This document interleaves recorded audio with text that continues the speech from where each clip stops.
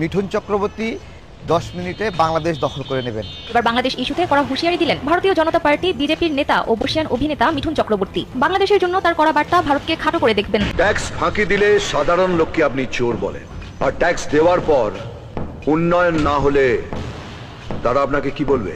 Mister home minister, Fatakeshto, গুন্ডা ফাটাকেষ্ট। ফাটাকেষ্ট খবর দেখে না, খবর পড়ে না, খবর তৈরি করে। ফাটাকিষ্ট খবর পড়ে না, খবর তৈরি করে। 10 মিনিটে বাংলাদেশ দখল নিবে ফাটাকিষ্ট মিঠুন চক্রবর্তী। আর এই মিঠুন চক্রবর্তীকে উল্টো ফাটিয়ে দিল আর এক ফাটাকিষ্ট গণ অধিকারের তারেক ভাই। আসুন আমরা বিস্তারিত তারেক ভাইয়ের মুখ থেকে শুনে আসি। ফাটাকেষ্ট অভিনয় করে ভেবেছে ওইভাবে বাংলাদেশ দখল করে নেবে। বাস্তবতা কি? বাস্তবতা পশ্চিমবঙ্গের মানুষরা বলছে বাংলাদেশিরা ওখানে না যাওয়াই তারা না খেয়ে মরছে। দেখেন, বাংলাদেশিরা ইলিশ মাছ না দিলেও ইন্ডিয়া কাঁদে, আবার বাংলাদেশিরা আলু পেঁয়াজ না কিনলেও ইন্ডিয়া কাঁদে। আবার মিঠুন চক্রবর্তীরা বড় বড় কথা বলে যে বাংলাদেশ দখল করে নেবে। সিনেমা, সব কিছু সিনেমার মতো পেয়েছে। এর আগে শুভেংশু না কি যেন, সে বলল যে এরকমভাবে বাংলাদেশ দখল করে নেবে, বাংলাদেশে আসবে, কি সব বলল।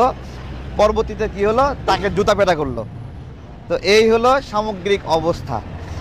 বাংলাদেশ এবং ভারত যে সামগ্রিকভাবে অবস্থানে রয়েছে, এই অবস্থানে ভারত বাংলাদেশের বিরুদ্ধে যাই করুক, বাংলাদেশের লাভ ছাড়া লসের কিছু নাই। আমি ইন্ডিয়ানদেরকে বলি, তোমরা যেভাবে আলু পেঁয়াজ বন্ধ করার কথা বলছো না, তারপরে সীমান্ত বন্ধ করে রাখবা, এইটা 1 বছর করো। 1 বছর তোমরা যদি এটা করো, তাহলে এই 1 বছরের মধ্যে তোমরা পরিবর্তনটা লক্ষ্য করবা। বাংলাদেশে যখন গরু রপ্তানি বন্ধ করলো ইন্ডিয়া, গরু আসা বন্ধ হলো, ঠিক আমরা গরুতে স্বয়ংসম্পূর্ণতা অর্জন করে ফেললাম। ঠিক একইভাবে পেঁয়াজের উৎপাদন কোথায় গিয়ে ঠিকছে তোমরা জানো? আমরা এখন 36 লাখ মেট্রিক টন পেঁয়াজ উৎপাদন করি, আমাদের প্রয়োজন হয় 25 লাখ মেট্রিক টন। আমাদের অনেক কিছু ঘাটতি আছে, অনেক কিছু আমরা পিছিয়ে আছি, কিন্তু তারপরেও আমরা আমাদের প্রয়োজনীয় জিনিসটা উৎপাদন করতে জানি।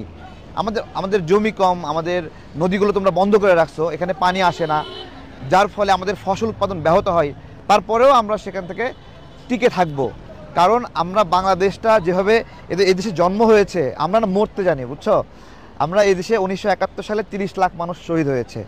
তোমার দেশের স্বাধীনতায় তোমাদের কত মানুষ মারা গেছে? এটা কিন্তু গোল টেবিল বৈঠকে স্বাধীনতা অর্জন না, এটা যুদ্ধ করে অর্জন করা একটা স্বাধীনতা। এই যে গণ অভ্যুত্থান হলো, 2000 মানুষ মরে গেল, মরে গিয়ে দেশ থেকে স্বৈরাচার তাড়ায় দিল।